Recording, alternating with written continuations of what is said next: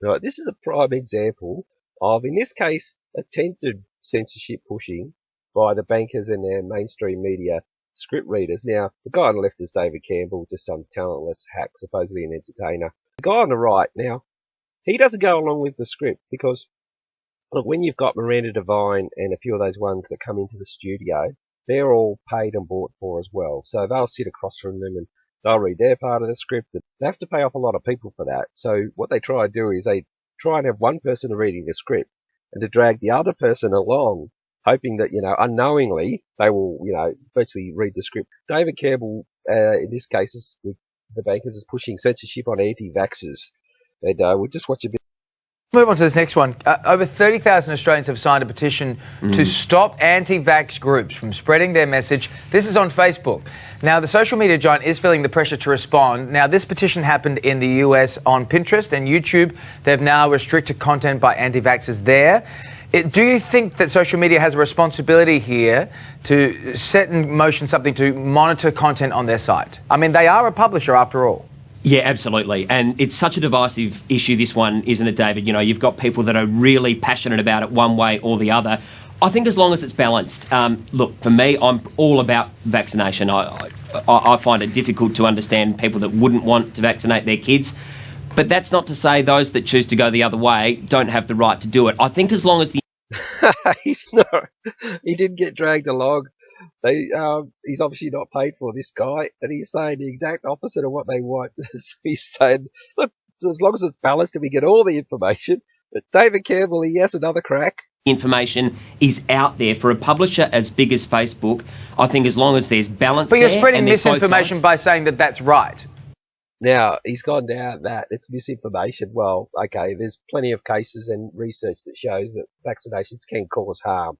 By the way, in the States, and I'm pretty sure it's here, you cannot sue Big Pharma for an adverse reaction to the vaccination. Now, they wouldn't put that law in if they didn't think there were going to be adverse reactions. And Campbell here now is trying to get this guy to, start to agree with the censorship, but he doesn't.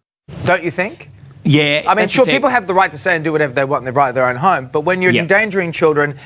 Endangering children. Well, vaccinations have been proven to endanger children. And that's the balance this guy on the right's talking about. The Campbell says, no, you can't talk about that. It's endangering, with measles outbreaks and stuff like that. Yeah, measles. The things that they fall back on is polio.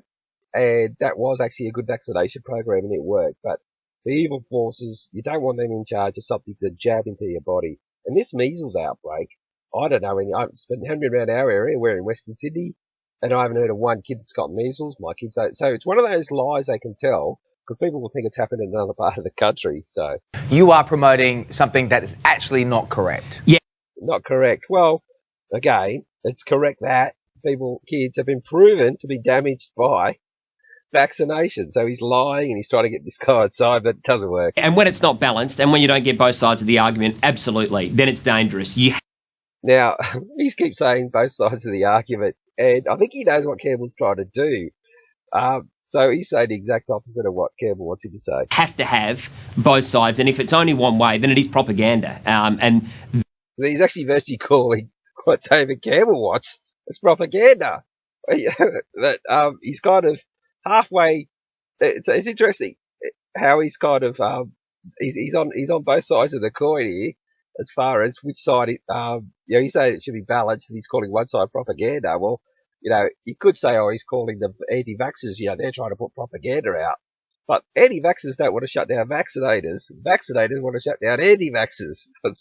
It's a funny interview, this one. That is a really dangerous tool, and particularly for a subject like this, when it's involving kids who have got, no right and, have got their parents who are the ones making the decisions for them, then yes, absolutely. We need to have all the information. There has to be a responsibility from the publishers to put all of the information out there. And just That's exactly right, mate.